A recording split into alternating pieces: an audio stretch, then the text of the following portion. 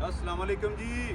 लो जी, पाकिस्तानियों जिन्ने भी उमरा करन वास्ते मक्का और उस तो बाद मदीना हुंदे हो ना, सारियां दोस्तां दी शिकायत बड़ियां कोल मैं सुनी है कि यार इत्थे खाना नहीं सही मिलदा ना मदीने या मक्के। मक्के दा ते अपना मैनू नहीं पता, मदीने दे विच साडा अपना होटल है जी, मुकाम उस्मानिया।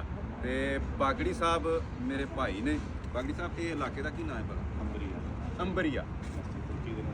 मस्जिद तुर्की के नज़दीक अंबरिया, मुकाम उस्मानिया। मेरे लोकेशन भी लाओ तो आएगी इत्थे, लोकेशन भी लाओगे वो भी तुहानू लैके आएगी। इंज ही लगेगा खाने का कि जिवें ईद ते नानके जाइए तो नानी बड़े चावां नाल खाना बनाती है ना, उस तरह चेक करो। ऐ वेखो मज़ा ना। तुहानू पता है कि मैं कभी फलंतरू गल नहीं की, ये वाकई ज़ाती होटल है।